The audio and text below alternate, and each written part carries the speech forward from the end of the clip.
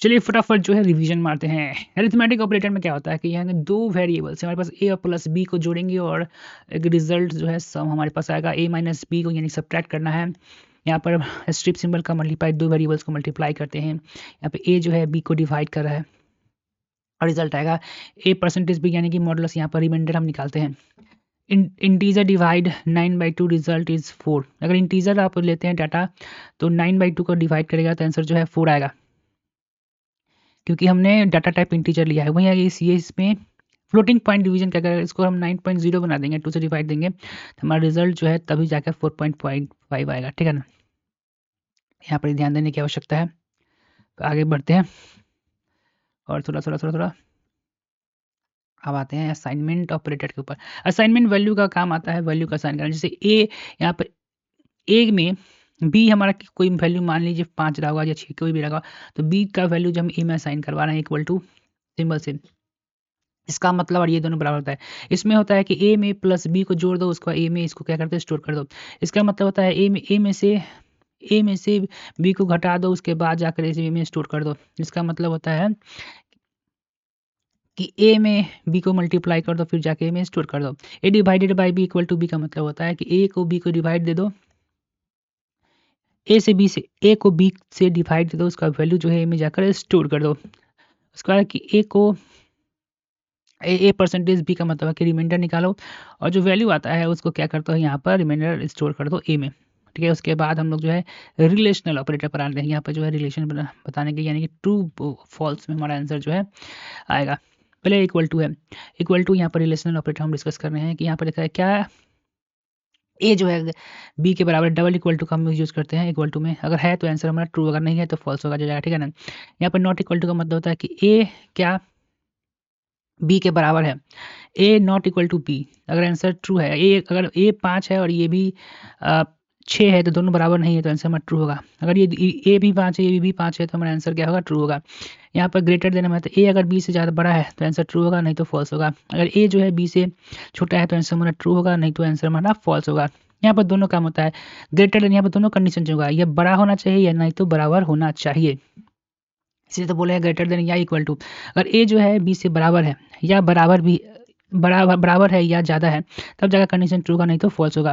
अगर ए जो है बी से छोटा होगा या बराबर होगा तब जाकर आंसर हमारा ट्रू होगा, नहीं तो फॉल्स होगा। ये हमेशा क्या रिटर्न करता है, ट्रू या फॉल्स रिटर्न करता है। लॉजिकल ऑपरेटर में हम लोग क्या करते हैं, कंडीशन देखते हैं। ठीक है ना, कंडीशन देखते हैं। लॉजिकल ऑपरेटर में हम क्या कर सकते हैं, कंडीशन देखते हैं। जैसे लॉजिकल ऑपरेटर में देखो ये एस परसेंट डबल सिमर के एंड, यानी यहाँ पर बोथ कंडीशन क्या होना चाहिए, ये भी ये दोनों क्या होना चाहिए, ट्रू होना चाहिए, तब जाकर कंडीशन हो जाएगा। देखो if both expression are true, यानी दोनों, जैसे देखो यहाँ 5 जो है 3 से बड़ा है और 8 जो है 5 से बड़ा है, दोनों कंडीशन ट्रू होगा तब ट्रू होगा। और इसमें क्या होगा कि ये जो है यहाँ पर देखिए नॉट इन्वर्ट कर देता है बुलियन वैल्यू को। अगर आंसर ट्रू आएगा तो फॉल्स देगा।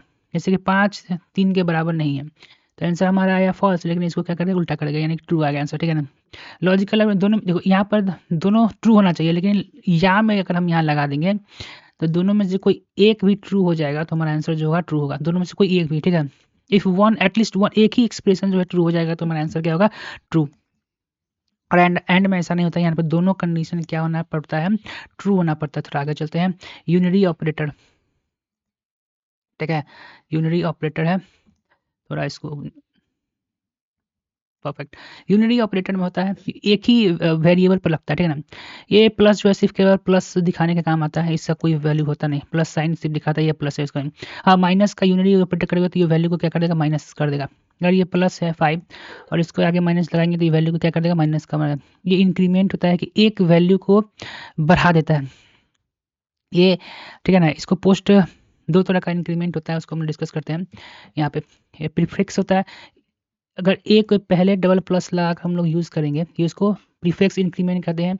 ये बिफोर यूज होने से पहले एक वैल्यू क्या करता है उसमें हमारे वेरिएबल में इंक्रीज करके, increase the before use, before यानी ये वेरिएबल स्टोर होने से पहले इसका वैल्यू इंक्रीज हो जाएगा।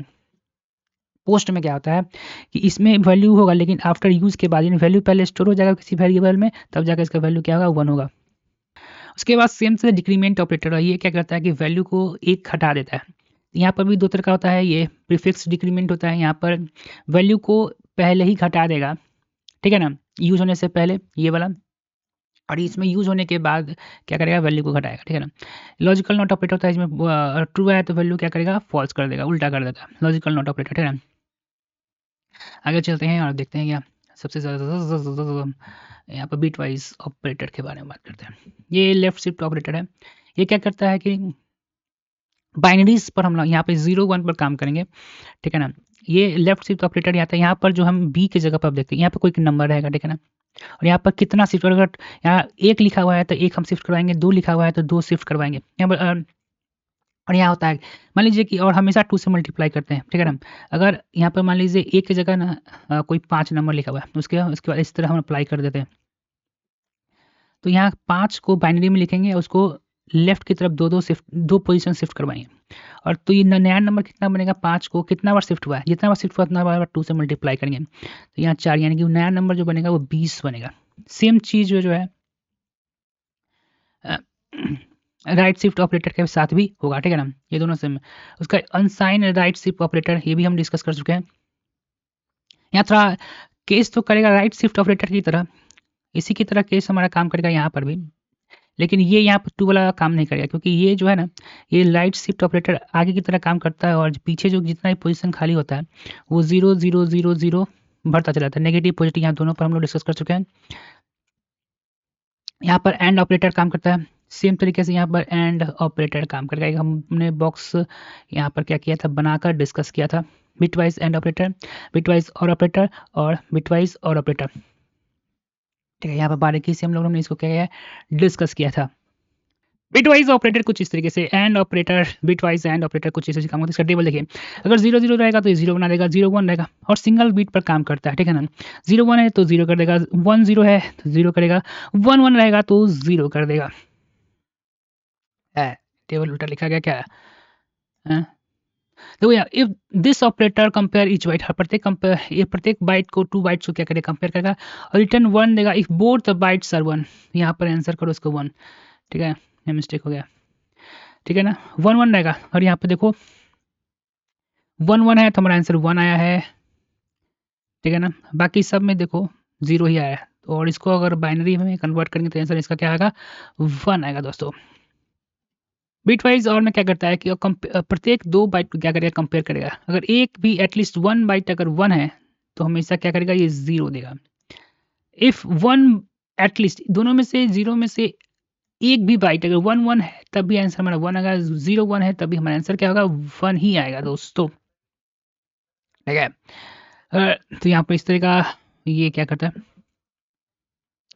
देखो यहाँ पे अगर देखें तो 1 1 है तो 1 आएगा, वो 0 1 है, एक वहाँ 1 है तब भी आएगा, यहाँ पर 0 0 1 है तब भी एक आएगा, 0 0 है तब 0 है। और इसे कन्वर्ट करेंगे बाइनरी में तो ये, because in each position at least 1 byte is a 1, okay? तो आंसर हमारा 7 आएगा अगर बाइनरी में कन्वर्ट करेंगे तो।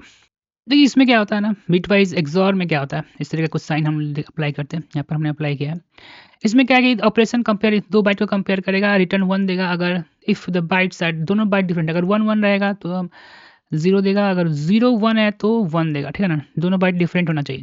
तो यहाँ पर देखो इसका कुछ रिजल्ट है, इस तरीके से कन्वर्ट, दोनों बाइट क्या है, सेम है तो 0 आ गया, दोनों डिफरेंट है तो 1 1 सेम है तो 0।